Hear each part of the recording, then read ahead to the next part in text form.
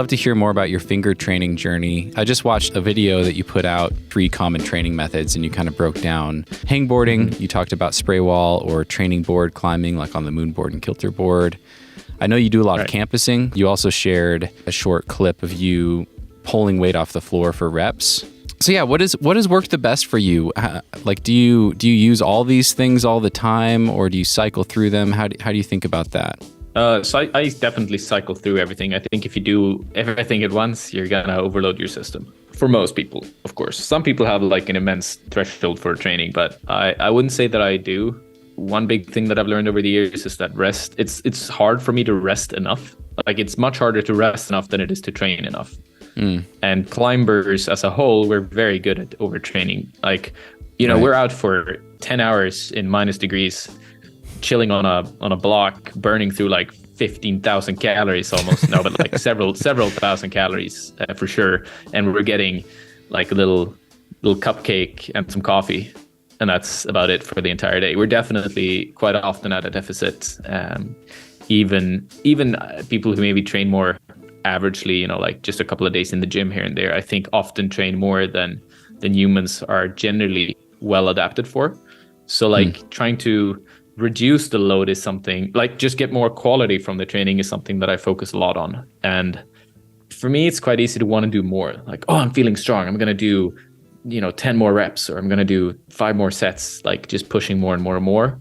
So I definitely have had to reduce the amount of load that I do. And that for sure comes into play with all of these finger training tricks, like campusing or fingerboarding or spray walling or whatever it may be. Like, you can train your fingers in so many different ways. And I wouldn't say I've had anything that's been particularly extra good aside from the no hang protocol. That was the one thing that for sure made like a very solid difference, and that I felt I could sustain.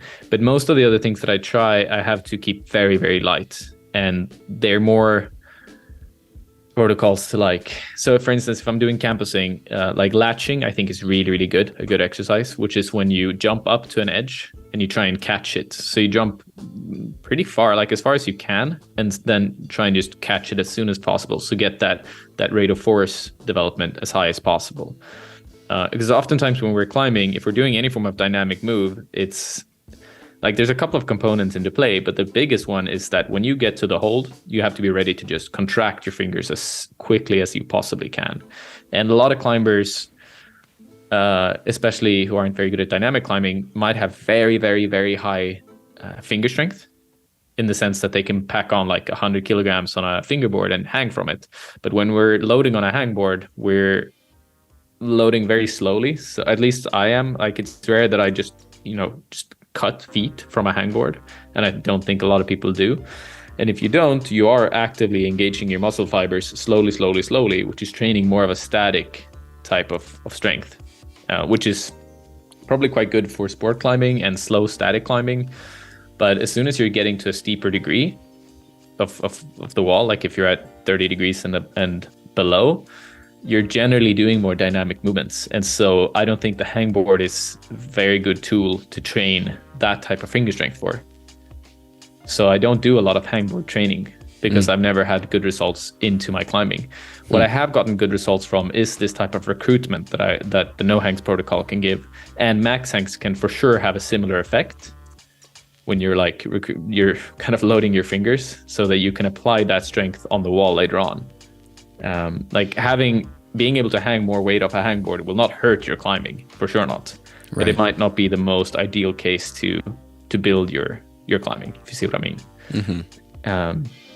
And that's why I think latches are a great exercise, because when you have that quick, when you just quickly latch on, it's the perfect exercise for hard, difficult bouldering and sport climbing. Mm. But again, all of these things come into play, like what type of climbing do you want to focus on? And for me, intense, steep sport and bouldering, like that's what I love the most. I mean, Store of Two Worlds is a 90-degree roof. So like there's no room for being static on that boulder. And so being able to quickly latch on is the most important factor, because when you're inside the position, when you have latched on, the amount of force you actually have to produce becomes so much lower. Right. So the like cutoff point where you'll fall or you'll stick on the wall is when you're trying to catch the hold. And so that force is the most important for me to develop. But then you have other climbers who, like, I was listening to your podcast with Anna Hazelnut, for instance, hearing about her on the Once Upon a Time and her roots. And I've talked to her a lot, and it's like she's up on the wall for what, 1 hour? Yeah. Yeah. I think the longest I've been up on one wall is like 2 minutes, 3 minutes, you know? Yeah. I just want to hear how all this fits together for you. So let's look at your fall training block, where you were training for Story of Two Worlds, or just for this trip in general.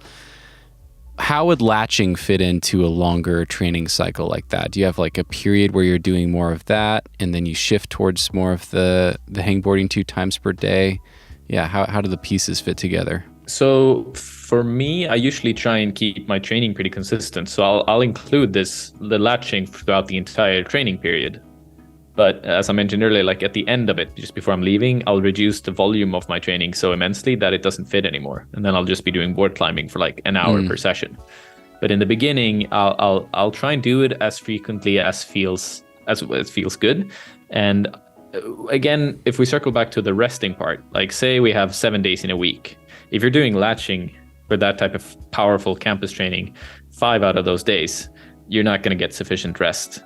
However, I do think it's quite proven that you can train a couple of muscle groups and then rest those muscle groups and train something else the next day. So what I will usually do is I'll do 3 days on of training, and maybe the first day is like pretty hard board climbing, and like because I've just had a rest day, so I do a lot of focused, very technical, difficult climbing on the first day, and like slightly more volume, just like tiring my body out a little bit.